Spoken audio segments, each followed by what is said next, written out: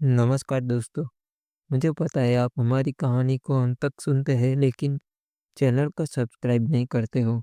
दोस्तों, ये हमारी न्यू चैनल है इसलिए आपका साथ चाहिए। आपको बस सब्सक्राइब का बटन ही दबाना है जिससे मुझे मोटिवेशन मिलेगा। दोस्तों, अगर किसी महिला को मुझसे हुकअप या मीटअप करना हो तो मेरे डिस्क्रिप्शन में मेरी ईमेल आईडी पर ईमेल कर सकते हो। तो आइए शुरुआत करते हैं कहानी। ये कहानी हमारी एक बहुत ही खास सब्सक्राइबर ने भेजी है। मेरा नाम मंत्र है। मैं एक कंपनी में मैनेजर हूँ। कुछ दिन पहले अपनी ऑफिस के ही हिमांशु से मेरी दोस्ती हो गई। धीरे धीरे हम दोनों बातचीत में काफ़ी घुल मिल गए थे। मैं अभी कुंवारा हूँ, हिमांशु की शादीशुदा है। अक्सर हम लड़कियों की बातें किया करते थे। मैं और हिमांशु अब साथ साथ घूमने भी जाने लगे थे। हिमांशु ने कुछ दिन बाद मुझे बताया कि वो अपने गांव की 4-5 भाभियों को पटा चुका है। हिमांशु ने कहा कि अगर मैं उसके साथ गांव चलूँ तो 3 से 4 भाभियाँ तो मुझसे भी मिलने को आराम से तैयार हो जाएगी। एक दिन बाद में उसने बताया कि गांव में एक आरती नाम की औरत है और उसकी बीवी आरती के दोस्त है। मैंने और हिमांशु ने मिलकर आरती से मिलने की एक योजना बनाई। हम लोगों ने कुछ दिन बाद गांव जाने का फैसला कर लिया। आखिरकार एक दिन हम हिमांशु के गांव पहुंच गए। गांव में हिमांशु की बीवी और 2 बच्चे थे। हिमांशु की बीवी घूंघट डाले हुए थी। हिमांशु मेरा परिचय कराते हुए बोला, नीतू ये मंत्र भाई साहब है। ये हमारे दोस्त और साहब दोनों हैं। इनसे घूंघट करने की कोई ज़रूरत नहीं है। नीतू भाभी ने घूंघट हटा लिया और मुस्कुराते हुए बोली, भाई साहब नमस्ते। मैंने उसकी बीबी नीतू की तरफ देखा। वो थोड़ी काली ज़रूर थी, लेकिन बहुत सुंदर थी। नमस्ते करके नीतू चाय बनाने चली गई। थोड़ी देर में नीतू हम लोगों के लिए चाय बना कर ले आई। नीतू ने जब चुप रुक कर मुझे चाय दी तो कुछ दिखने लगा। नीतू ने देखा कि मैं उसको देख रहा हूँ तो उसने एक जहरीली सी मुस्कान दी। मुझे उसकी मुस्कुराहट से लगा कि उसको प्यार किया जा सकता है। मैंने मन ही मन नीतू भाभी को प्यार करने लगा। हिमांशु ने बातों बातों में नीतू को बताया, मुझे भूत प्रेत भगाने में महारत हासिल है। हम लोग चाय पी रहे थे, तभी वहां गांव की एक औरत आई। नीतू बोली, आओ पायल आओ, हिमांशु आए हुए हैं और ये उनके मित्र मंत्र है। हम सब लोग बातें करने लगे। कुछ देर बाद नीतू उठकर अंदर किसी काम से चली गई। हिमांशु ने मौका देखकर पायल को गले लगा लिया और बोला, पायल तुझे प्यार करने को बहुत मन कर रहा है। पायल मुस्कुराकर बोली, तो फिर चलिए ना, हम गन्ने के खेत में चलो, दोनों आ जाओ, मुझे कोई प्रॉब्लम नहीं है। और मुस्कुराते हुए अंदर चली गई। पायल दिखने में तो बुरी नहीं थी लेकिन नीतू भाभी के आगे बिल्कुल बेकार थी। मैंने हिमांशु से कहा, तू 2 महीने बाद आया है, जाकर जरा भाभी के पास बैठ जा। हिमांशु हंसता हुआ बोला, भाई बीवी को तो रात में भी मिल लूंगा, अभी तो चलकर पायल से मिलते हैं। घड़ी में 1 बज रहा था। हिमांशु बोला, 2 बजे खेत में चलकर पायल से मिलते हैं, उसके बाद 5 बजे आरती आएगी तो फिर उसे फंसाएंगे। फिर हम लोगों ने खाना खाया और मैं आराम करने लगा। 2 बजे हिमांशु बोला, चल पायल से मिलकर आते हैं। मैंने मन में नीतू भाभी से मिलने का प्लान चल रहा था। मैंने उससे कहा, यार तू जा, मुझे बहुत थकान हो रही है, थोड़ा आराम कर लूँ। फिर तेरी आरती भाभी को भी तो मिलना है, अगर ज़्यादा थक गया तो आरती से मिलने का प्लान खराब हो जाएगा। हिमांशु बोला, ठीक है, तू आराम कर, मैं पायल से मिलकर आता हूँ। फिर हिमांशु बाहर चला गया और हिमांशु के दोनों बच्चे बाहर ही खेल रहे थे। नीतू भाभी और मैं अब बिल्कुल अकेले थे। हिमांशु की बीवी नीतू मेरे कमरे में आई और बोली, भाई साहब मुझे रात को नींद नहीं आती है। ऐसा लगता है जैसे कोई मेरी साड़ी उठा रहा है। भैया मुझे तो लगता है कोई भूत प्रेत मुझे तंग करता है। आप जरा मुझे चेक तो कीजिए और बताइए कि कहीं मुझे भूत तो नहीं है। मेरा मन नीतू की बातें सुनकर उफाल मारने लगा था। मैंने कहा, भाभी जी, भूत प्रेत तो मैं चेक कर लूँगा, लेकिन आप जगह-जगह छूना पड़ेगा, आपको बुरा तो नहीं लगेगा? तो नीतू बोली, कैसी बात करते हैं भाई साहब? एक तो आप मेरा इलाज करेंगे, ऊपर से मैं बुरा मान मैं इतनी भी खराब लगती हूँ क्या? नीतू को देखकर कुछ देर तक तो सोचने लगा। नीतू बोली, भाई साहब, आप कुछ कहना चाहते हैं तो कह दीजिए। फिर उसने एक सुंदर सी अंगड़ाई ली। मैं समझ गया कि लाइन साफ है। मैं बोला, आप साड़ी उतार देगी तो ठीक, थोड़ा ठीक से चेक कर लूँगा। नीतू बोली, बस इतनी सी बात?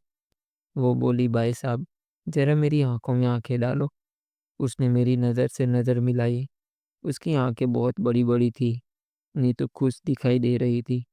आखिरकार उसके मुँह से निकल ही गया, भाई साहब, आप भूत भगाइए। नीतू का दरवाज़ा 2 कमरों में खुलता है।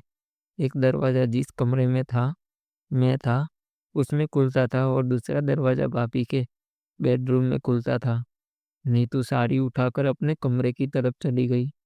मैं सोच ही रहा था कि बाजू में से खट-खट की आवाज़ आई। नीतू अपने कमरे की तरफ से बाथरूम में आ गई थी। नीतू भाभी बाथरूम से झाँक कर बोली, आओ जल्दी अंदर आओ। मैं अब बाथरूम में चला गया। कुछ देर बाद मैं और नीतू बाहर आ गए।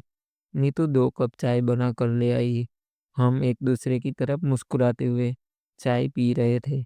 नीतू बोली, भाई साहब, कब जाओगे आप? मैं बोला, मैं और हिमांशु कल सुबह चले जाएंगे। नीतू बोली, मेरे भूत प्रेत तो आपने भगा दिए हैं, लेकिन वादा करो कि आप रात को एक बार और मुझसे मिलने आओगे। जब हिमांशु सो जाएगा तो मैं बाथरूम से आकर आपसे मिल लूंगी। मैं मुस्कुरा रहा था। नीतू बोले जा रही थी। नीतू ने बताया कि मैं हिमांशु के पीछे पायल के पति दीपक से मिलती हूँ। रात को 3 बजे हम दोनों ने मिलने की योजना बना डाली और मैंने वादा किया मैं उसको ज़रूर मिलूँगा। अब नीतू बहुत खुल गई। बातों-बातों में मैंने आरती के बारे में पूछ लिया। नीतू ने बताया कि आरती बहुत ज़्यादा सुंदर है, उसको अपनी सुंदरता पर बहुत घमंड है। मैं नीतू से बोला, तुम मुझे आरती से मिलवा सकती हो या नहीं? नीतू बोली, उसका मन बेचैन हो रहा होगा क्योंकि 2 महीनों से उसका पति गाँव नहीं आया, लेकिन वो मिलने को आराम से तैयार नहीं होगी।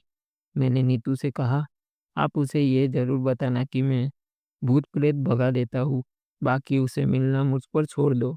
नीतू बोली, ठीक है, अगर तुमने उसे मिल लिया तो मुझे बहुत अच्छा लगेगा। थोड़ी देर बाद 4 बजे के करीब हिमांशु वापिस आ गया। हम लोगों ने साथ बैठकर चाय पी। बस तू भाभी के पास जाकर इसके सामने मेरी तारीफ कर और इससे बोल कि मैं भूत-प्रेत भगाने के मास्टर हूँ। हिमांशु अंदर चला गया और नीतू के पास जाकर आरती से मेरी तारीफ़ें करने लगा। थोड़ी देर बाद नीतू भाभी मुस्कुराते हुए आई और बोली, चलो भाई साहब, आपको आरती से मिलवाती हूँ। वो आपसे मिलने के लिए बहुत बेचैन है। मैं, भाभी और हिमांशु और आरती अब नीतू भाभी के कमरे में बैठे हुए थे। नीतू ने आरती से मेरा परिचय कराया। आर भाभी बोली, ये मंत्र भाई साहब है। इन्हें भूत प्रेत के बारे में बहुत ज्ञान है। जब से इन्होंने मेरे घर का भूत भगाया है, मेरे आदमी की सैलरी बढ़ गई है। अब हिमांशु खुश भी काफ़ी रहते हैं। मैंने हिमांशु को हल्का सा जाने का इशारा किया। हिमांशु बोला, नीतू, मैं बच्चों को देख कर आता हूँ। हिमांशु के जाने के बाद नीतू बोली, आरती, जो रात को मुझे भूत तंग करता था ना, जैसा कि मैंने तुझे बताया था, वो भी इन्होंने आज भगा दिया है। बस एक बार इन्होंने कुछ मंत्र पढ़े थे, बहुत अच्छे थे। भाई साहब तो अपनी परेशानी क्यों नहीं बताती? इन्हें आरती थोड़ा शर्मा रही थी। नीतू बोली, भाई साहब, इसको देखकर ही बता दो कि इसमें कोई भूत प्रेत तो नहीं है। इसके शरीर में पूरा दिन बेचैनी होती रहती है। पति शहर में एक फैक्ट्री में गार्ड है। उसकी सैलरी भी बहुत कम है। 2 महीनों में छुट्टी मिलती है। उसे उसको चेक करके नीतू बोली, आरती शर्मीली है, वो मेरी तरह नहीं कर सकती। लेकिन आप देखकर ही कुछ बताओ। मैं तो चुप सा रहा। फिर मैंने कहा, अगर ये मुझे अपनी पैंट की नाभि देखने दे, तभी मैं कुछ बता सकता हूँ। नीतू ने आरती की तरफ देखा और फिर हल्के से मुस्कुराई और उसने धीरे से कहा, ठीक है। नीतू ने कमरे का दरवाज़ा बंद कर दिया। भाभी बोली, आरती अपनी साड़ी का पल्ला हटा दे। मैं समझ गया कि तीर सही निशाने पर जा रहा था। मैं बोला, भाभी इसके अंदर भी भूत प्रेत है, लेकिन शीशा चाहिए बड़ा वाला। नीतू बोली, शीशा तो बाजू में ही है।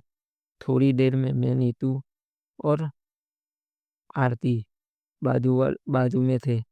मैंने आरती को शीशे के सामने खड़ा कर दिया। मैंने पूछा, अगर आपको दिक्कत हो। आरती तैयार दिख रही थी। इसने एक बार बोलते हुए कहा, नहीं भाई साहब, आप भूत प्रेत को भगाइए, मुझे अच्छा लग रहा है। नीतू भाभी ने मुझे इशारा किया और आरती से बोली, आरती तेरी सारी पानी में खराब हो जाएगी, तू इसे उतार क्यों नहीं देती। थोड़ी देर बाद नीतू मुस्कुराते हुए बोली, भाई साहब भूत प्रेत का पता चला या नहीं। मैं बोला, नीतू भाभी। आरती नीतू भाभी बोली, भाई साहब तो भूत भगा देंगे, लेकिन इनके साथ सहयोग करना पड़ेगा। आरती बोली, अभी भूत कितनी देर में भगेगा।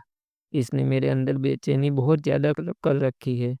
जल्दी से भूत को भगाओ, मुझे बहुत शर्म आ रही है। मैंने अपना काला रुमाल निकालकर उसकी आंखों पर पट्टी बांध दी। फिर बाथरूम का दरवाजा खोलकर हिमांशु को अंदर बाथरूम में ही बुला लिया। हिमांशु फुसफुसाया और बोला, इतनी देर से क्यों। मैं बोला, चुप रह। और मैंने उसको इशारा कर दिया चुप रहने के लिए। थोड़ी देर बाद हिमांशु बहुत खुश था। अब वो दरवाजे से बाहर चला गया। हिमांशु के जाने के बाद मैंने भाभी की पट्टी खोल दी और बोला, अब आपके दोनों भूत भाग गए हैं। आरती पट्टी खुलते ही बोली, भैया जी, आज आपने जो खुशी दी है मैं कभी नहीं भूल पाऊंगी। आप जब भी गांव आए तो मुझसे ज़रूर मिलना। मैं आपका हमेशा इंतज़ार करूंगी। थोड़ी देर बाद बोला, चलो बाहर चलते हैं। मैंने आरती को समझाते हुए कहा, भूत किसी भी रूप में रह सकता है, बस वो दिखता नहीं है, महसूस हो सकता है। इसलिए जब तुम्हारी आंखें बंद थी तो तुम मेरे मंत्रों के कारण भूत को महसूस कर रही थी। अब मैं और आरती बाथरूम से बाहर आ गए। बाहर नीतू भाभी मुस्कुरा रही थी। उन्होंने आरती को कहा, क्यों भाई साहब ने भूत भगा दिया ना। आरती, मैंने हिमांशु से कहा, तू जाकर अब भाभी से मिल ले। हमें कल सुबह 9 बजे की बस पकड़नी है और भाभी को अच्छे से प्यार करना। हिमांशु मुस्कुराकर कमरे की तरफ जाने लगा। मैंने कहा, हिमांशु भाभी से कहना एक गिलास पानी मेरे कमरे में भी रख दे। रात को 3 बजे के करीब नीतू भाभी बाथरूम के दरवाजे की तरफ से आई और मुझे जगा दिया और बाथरूम में जाकर मुझसे मिलने लगी। इस बार इसके बाद हम लोग फिर अपने कमरे में चले गए। सुबह 9 बजे, 6 बजे में हिमांशु खेतों में घूमने गए, जहाँ पायल और उसकी भाभी से मिले, क्योंकि हम लोगों को 9 बजे बस पकड़नी थी। इसलिए हम हमने पायल और उसकी भाभी से ज़्यादा देर तक बात नहीं की। गाँव की बची हुई भाभी अभी धीरे-धीरे मुझसे भूत-प्रेत भगाने को ज़रूर भगाएगी। तो दोस्तों, ये कहानी आपको कैसी लगी? हमें कमेंट करके